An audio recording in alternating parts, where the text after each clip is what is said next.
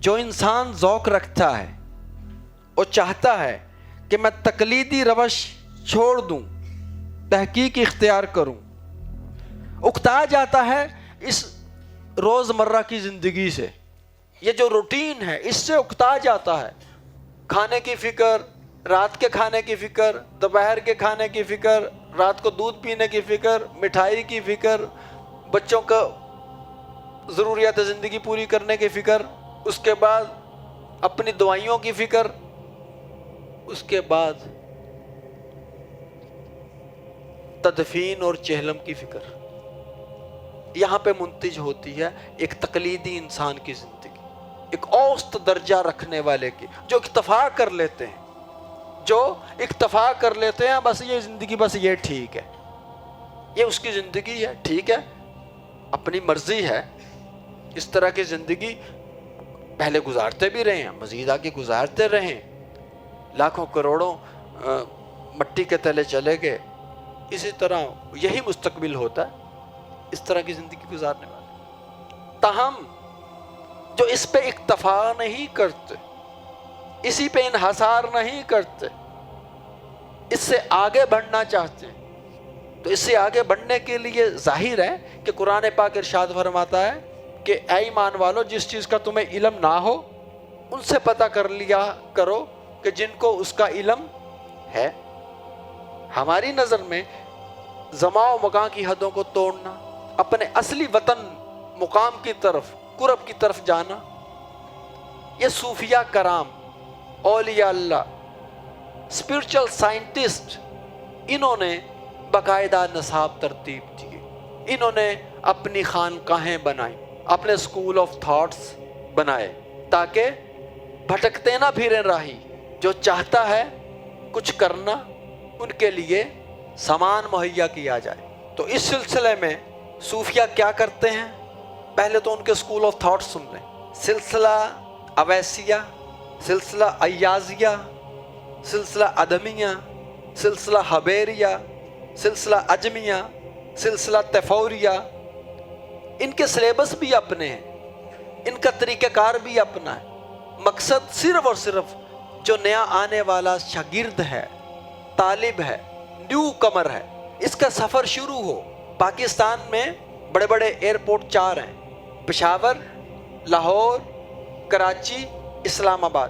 اب آپ نے سفر کرنا ہے کہیں کا بھی تو ان چاروں ایئرپورٹ سے آپ کو فلائٹ دستیاب ہو سکے گی۔ اب آپ کو دیکھنا پڑے گا کہ آپ کو سوٹ کون سا ایئرپورٹ کر رہا ہے۔ اسی طرح سے یہ جو ایئرپورٹ ہیں، ایئر بیسز ہیں اللہ کی یہاں پہ، یہ آپ کو دیکھنا پڑے گا کہ آپ کو کون سی ایئر بیس سوٹ کر رہی ہے۔ چشتیہ کر رہی ہے، قادریہ کر رہی ہے، نقشبندیہ کر رہی ہے، اس طرح سلسلہ چشتیہ، اجمیہ، تیفوریہ، کرخیہ، سختیہ، جنیدیہ، مولویہ، توسیہ، سہروردیہ، فردوسیہ، خضرویہ، نوریہ، یہ ایئر بیسز ہیں اللہ کے، سفارت خانے ہیں۔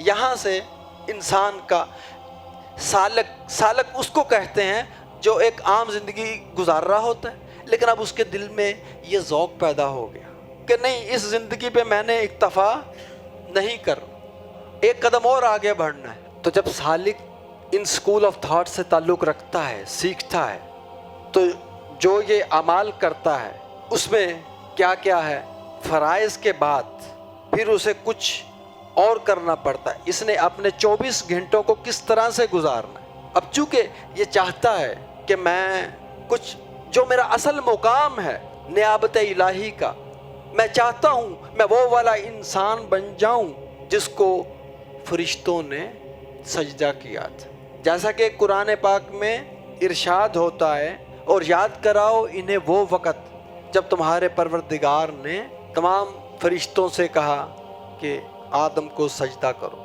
یعنی یہ بندے کی سرشت میں، آدم کی، انسان کی سرشت میں اندر کہیں شامل ہے۔ اب اس کو یاد نہیں ہے یہ واقعہ، اور قرآن فرما رہا ہے کہ ان کو یاد کراؤ ایام اللہ، اس کو اللہ کے دن یاد کراؤ ان کو۔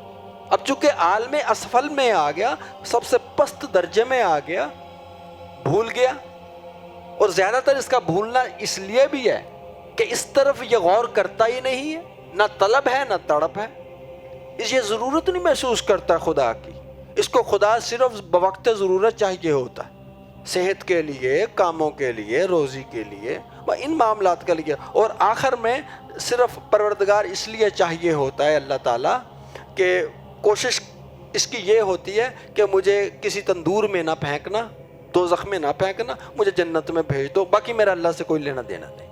بظاہر ہماری لوگوں کی زندگیاں تو یہی ہے، جبکہ صوفیاء وہ کہتے ہیں کہ سوائے مالک کی ذات کے ہم اور کسی چیز پہ نظر کرتے ہی نہیں۔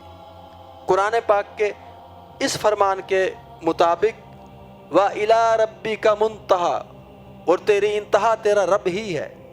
تو جب یہ صوفی کا سفر شروع ہوتا ہے، اپنی دنیا سے یہ کائنات کی طرف بڑھتا ہے،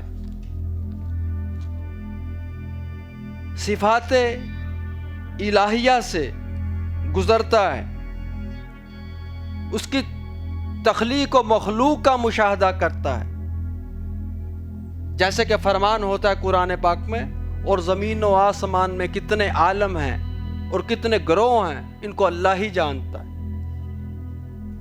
اور اس کو جب بڑھتا ہے بلندیوں کی جانب تو یہ اس کا روحانی سفر ہوتا ہے۔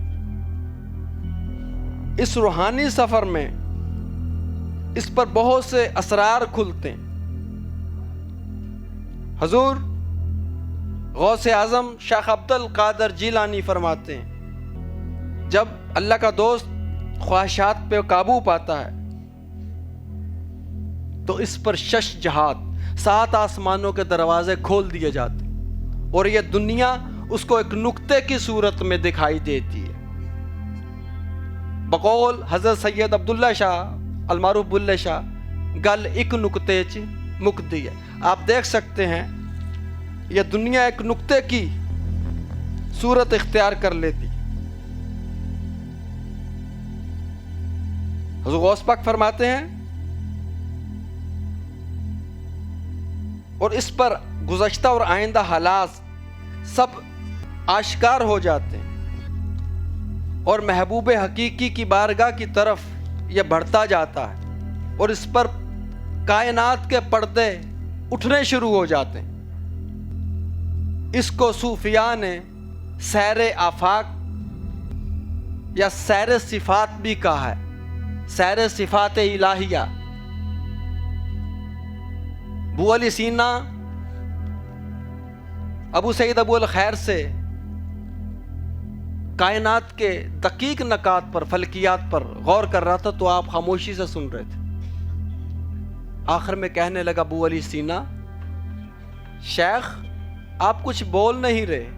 فرمایا تم جن چیزوں کی صرف خبر رکھتے ہو میں ان کو روز دیکھتا ہوں۔ علامہ اقبال فرماتے ہیں مرد کامل، حقیقی انسان کائنات میں گم نہیں ہو سکتا، بلکہ ساری کائنات اس میں گم ہوتی ہے۔ نور کے دریا، حضرت بایزید بسطامی نے طویل اس پر لکھ دیا ہے۔ نور کے دریا، نورانی عوالم، فرماتے ہیں واضح ہو کہ حقیقی انسان مرد کامل اس مادی کائنات ہی کو اپنی ذات میں گم نہیں کرتا، بلکہ اس کو مسخر کر لینے کی بدولت اس میں اس قدر طاقت پیدا ہو جاتی ہے کہ وہ خود کو بھی اپنی خودی میں جذب کر لیتا۔